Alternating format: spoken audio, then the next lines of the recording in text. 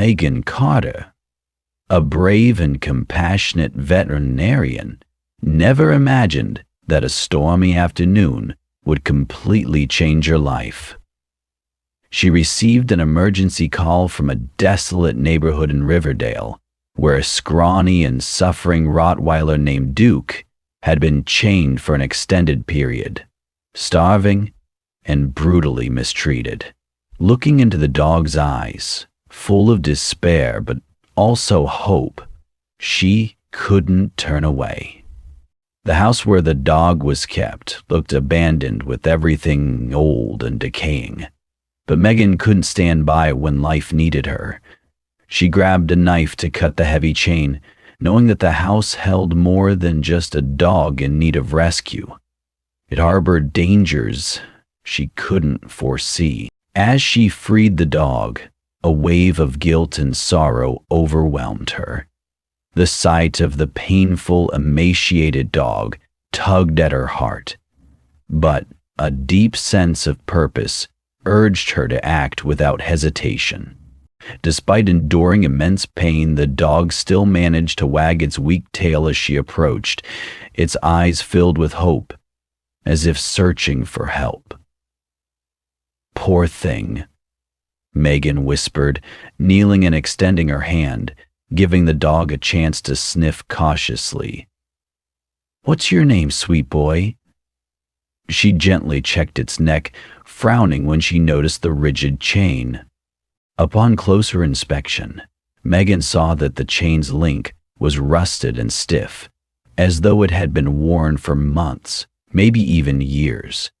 The thought caused her heart to ache.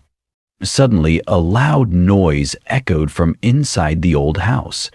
Megan jumped and looked through the foggy windows, but saw no one. The house appeared to have been abandoned for some time, its silence a sign of neglect. Megan knew she needed to call the authorities and wait for official help, but when she looked into the dog's hopeful eyes, she couldn't stop. She couldn't leave it to suffer for even a minute longer. "Don't worry, sweet boy," Megan whispered, pulling a set of clippers from her veterinary bag. She carefully used the tool to cut the chain, and when it fell away with a comforting snap, it was as if the dog had been freed from a terrible burden. Duke sighed in relief, but Megan didn't forget to check the wound on his neck. When she saw the extent of the injury, she couldn't help but feel heartbroken. "You're going to need some serious care, my friend," she murmured. "But now, you're safe." As Megan helped the weak dog stand, suddenly a floorboard creaked behind her. She turned around, her heart racing, to face a large man, his face red from alcohol, eyes burning with anger, as if he wanted to devour her. "What the hell do you think you're doing?" Brian Marshall growled, his breath reeking of alcohol. Megan stepped back, a feeling of panic and fear overwhelming her. She wasn't prepared for this confrontation. "I'm Megan Carter, a veterinarian," she said, trying to stay calm. "This dog needs immediate care. I'm here to help." Brian's face twisted in rage. "This dog is my property," he snarled, his fists clenched as if ready to strike. "And you're trespassing on my property. Get out of here before I call the cops." Megan felt fear battle against her professional ethics, and her compassion for the dog slumped beside her. She knew she should leave and report the incident to the police, but the thought of leaving the dog to endure more abuse was unbearable. "Sir," she said, trying to keep her tone steady, "I understand this is your property, but this animal is suffering. Keeping a dog in this condition is illegal. Please let me take him for treatment. We can discuss this civilly." Before she could finish her sentence, Brian lunged at her, his large hand wrapping around her throat. Megan panicked, unable to breathe, each second feeling like an eternity. She felt the threat and pressure of his steel-like grip. Suddenly, a fierce growl cut through the air, silencing everything around them. Duke, despite his frailty, had charged forward with strong protective instincts, placing himself between Megan and Brian. His fur stood on end, his teeth bared in anger that seemed to make the man hesitate. Brian, stunned, released his grip on Megan's throat and took a step back. Megan gasped for air, stumbling backward, coughing violently. She knew there was no time to waste. She had to act fast. "Run, sweet boy," Megan said quickly, turning to flee. The dog, though limping, kept pace with her, rushing alongside. The two of them, a girl and a dog, ran down the deserted road, Brian's furious shouting echoing behind them, a constant threat looming. Megan fumbled with the car key, her hands trembling as she unlocked the door. "Hurry up," she called urgently, pulling the dog into the car. Duke obediently climbed in, and Megan slammed the door shut just as Brian lunged at it, his hand raised as if to punch the window. Megan quickly sat down in the driver's seat and sped off down the narrow road. Through the rearview mirror, she saw Brian standing in the middle of the road, angrily shouting and gesturing with his hands. Her head was spinning, but a sense of relief began to spread when she realized they had escaped danger. Exactly 1 minute later, she remembered something, the first time she'd ever killed someone. As the adrenaline started to wear off, the reality of what she had just done hit her. She knew she had broken several rules and violated things she had worked so hard to build in her career. But when she glanced at the back seat, where the dog was trembling in fear, yet still looking at her with trust in its eyes, Megan couldn't bring herself to regret it. She sighed in relief and reassured the dog. "It's okay, little one," she said gently, reaching out to stroke it. "You're not alone anymore." As the car pulled away from the desolate area, Megan couldn't stop looking at the dog through the rearview mirror. It sat curled up in the back seat, still shaking, but its eyes glowed with a gratitude she couldn't describe. Her heart softened, but the thoughts of what had just happened quickly brought her back to reality. Megan knew very well that what she had just done could lead to serious consequences. She had broken professional rules and crossed legal boundaries by entering private property without permission. If the man in that house decided to call the police, she could be facing criminal charges. Her reputation, something she had spent years building, was at risk of being destroyed in an instant. "Did I go too far?" she wondered, gripping the steering wheel tightly, her eyes focused on the dark road ahead. "If this gets out, will they understand why I did it?" But then, a familiar glance caught her attention. She glanced at the rearview mirror again. The dog's eyes seemed to say, "Thank you. You saved my life." Emotions welled up inside her, and she knew that despite the risks, she had done the right thing. "You deserve a chance at life," Megan whispered, almost as if to reassure herself. "No matter what happens, I couldn't leave you in that situation." She took a deep breath, trying to push away the worries that were flooding her mind. The road to the clinic was still long, but she felt lighter, knowing that she had chosen to stand by compassion, even if it meant paying the price for everything she had built. Their car finally came to a stop in front of the clinic, the dim light from the sign a reminder that this was the place Megan had dedicated her life to helping voiceless creatures. She got out of the car, opened the back door, and gently lifted the dog into her arms.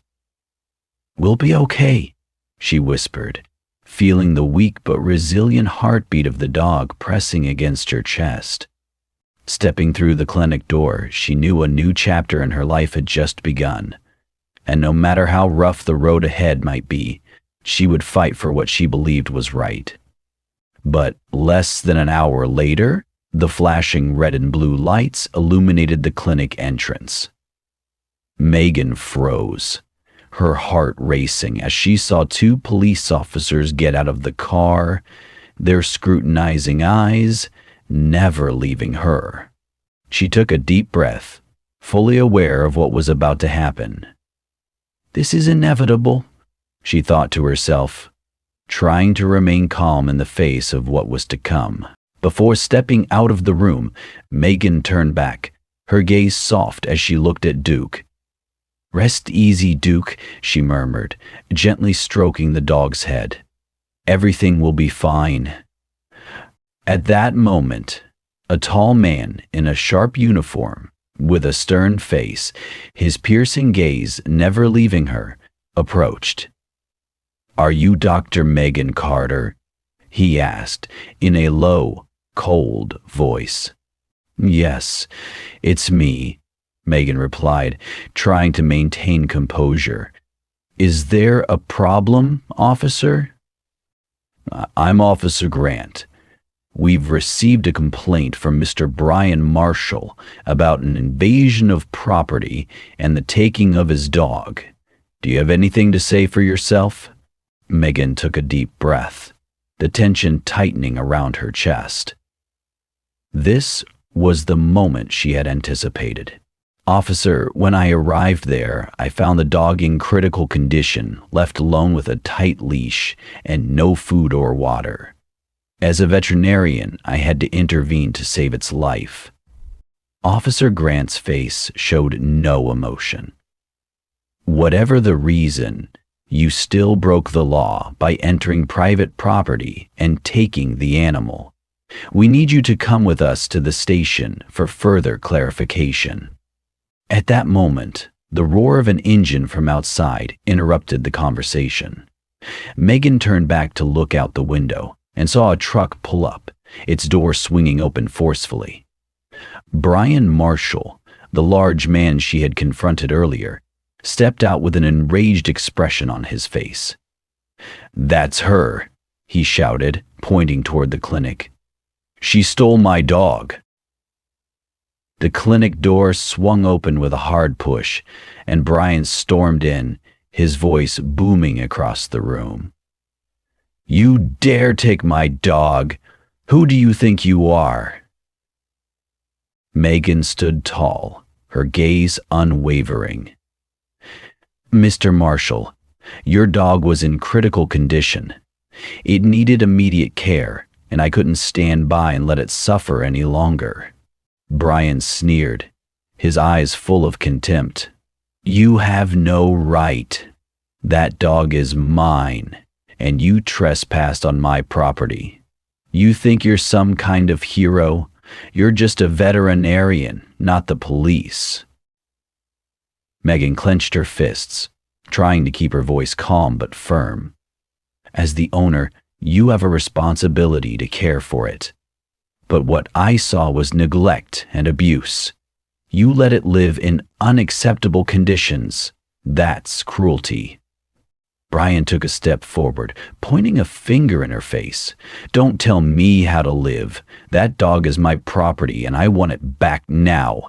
If not, you'll pay for this." Megan looked him straight in the eyes, not backing down. "If you cared for it, why was it chained up so tightly that it got injured? Why was there no food or water? That's no way to treat a living being, Mr. Marshall." Brian growled, his eyes blazing with anger. "I don't need anyone preaching to me. Don't think you can get away with this. I'll sue you and you'll lose everything." Officer Grant, who had remained silent until now, stepped between them, raising a hand to signal them to stop. "Enough."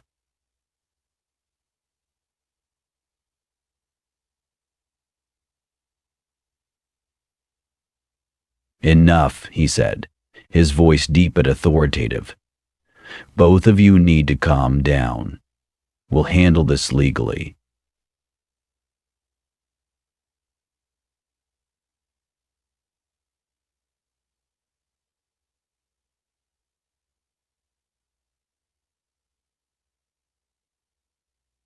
Officer Grant, whoever did this was a far more powerful being than any civilians would have imagined.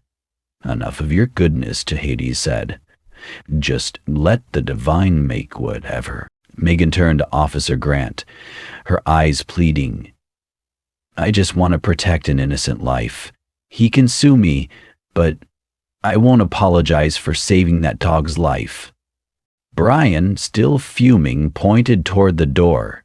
I want my dog now. Grant looked between the two of them, his gaze sharp.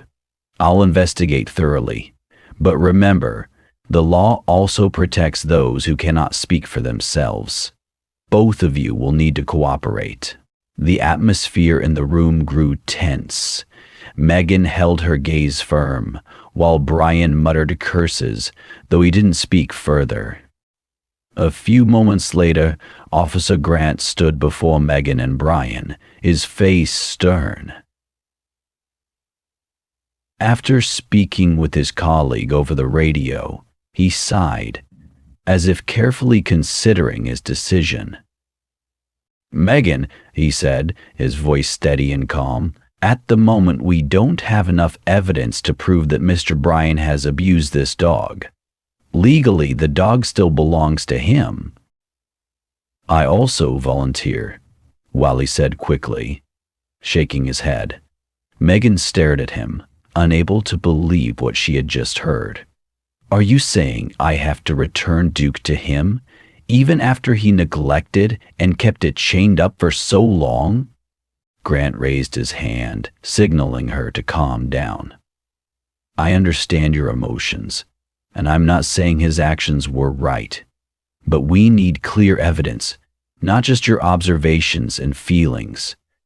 If you have photos, videos, or any other witnesses, we can reopen the case.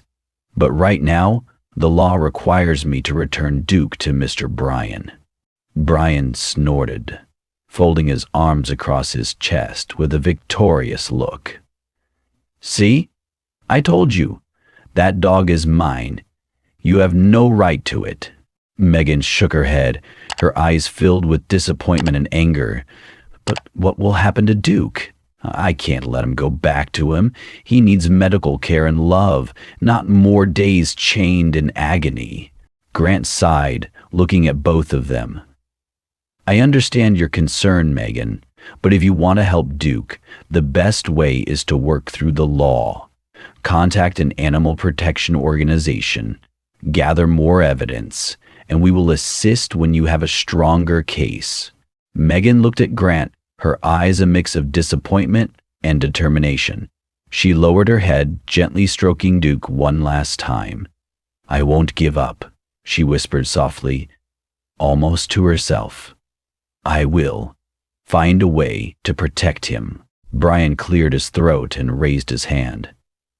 Give him to me, and never touch my property again. Megan bent down beside Duke, her eyes filled with tears blurring everything around her. She stroked his scruffy fur, now faded from the days of neglect. Goodbye, Duke, she choked out, each word catching in her throat. You have to be strong, okay? I promise I'll find a way to save you. Even a rush to go in a suit was unexpectedly expected to return, and it seemed he understood what was about to happen. It seemed he understood what was about to happen, and the helplessness in his gaze broke Megan's heart. His front legs trembled, then slowly came together in what seemed like a silent plea for help, making anyone who witnessed it unable to remain unmoved. He didn't bark or whimper, just stood there, his whole body hunched as if to say, please don't let me go back there. That gesture wasn't just from an animal. It was like a wounded soul begging for mercy from a human. And it wasn't the only ones either. On June 1st, 2014, the collect left Paskovich. Duke's matted fur covered old scars, and the collar that had been tied around his neck still bore painful indentations. Megan bit her lip, a sense of helplessness welling up inside her. Her heart ached like a knife cutting through it as she watched Brian pull Duke away, the dog's legs dragging as if he didn't want to leave the only person who had ever treated him kindly. And when the truck door slammed shut, the last look Duke gave her was a goodbye, filled with regret and fragile hope, making it something she would never forget. Even though she had to return Duke, Megan couldn't abandon him in that situation. Determined to protect him, she made plans to follow Brian and gather evidence of the abuse. 2 days later, along with her assistant Sophia, Megan drove near the remote farm where Brian lived.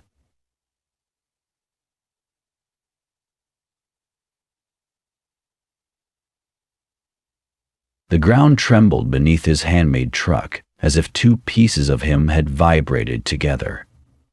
Her thoughts turned to find Brian at the thought of him, a truce hidden behind thick trees, Megan and Sophia carefully observed. It was dark, and the yellow lights dimly illuminated the old house. A coarse, angry sound suddenly erupted, startling both of them. Megan quickly raised her camera, pointing the lens forward. Through the screen, they saw Brian, his face red from alcohol, stumbling into the yard with a whip in his hand. Duke, chained to a wooden post, shrank away, trying to hide in the shadows. "You're a useless dog," Brian shouted, swinging the whip down. "You think you can escape? Follow that stupid vet, make me look bad in front of the whole town." Each word was followed by a painful lash, making Duke let out weak whimpers, but he still tried to remain still, as if to avoid further blows. Brian moved closer, grabbing Duke's neck and lifting him cruelly.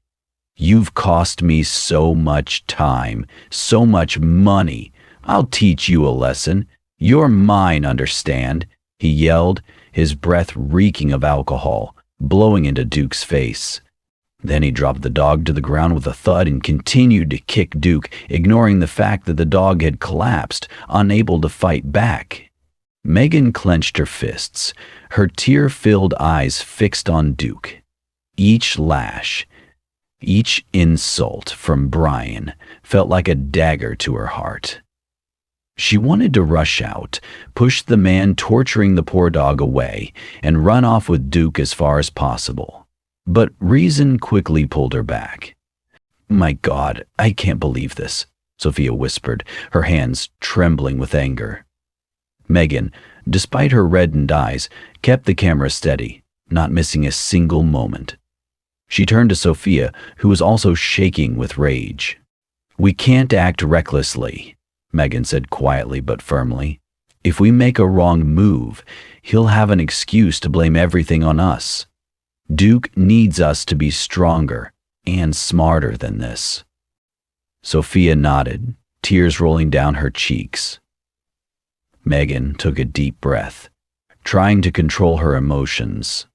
She knew that to rescue Duke properly, she had to be patient and wait for the right evidence to ensure Brian had no escape. "Just a little longer," Megan said, gripping the camera tightly. "We'll do it the right way. Duke will be free, I promise." Megan felt her heart tighten as she looked at the wounds Duke had endured. The small, emaciated dog, with bruises and deep gashes all over its body, truly made her furious. She had enough evidence.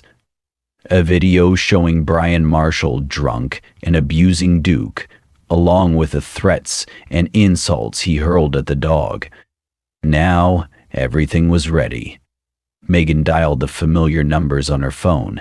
911. "We need immediate help," Megan said, her voice cold but firm. "A man named Brian Marshall is abusing animals. I have enough evidence. He's torturing a dog, and I will send you the video." Less than 10 minutes later, the police stormed into Brian Marshall's house.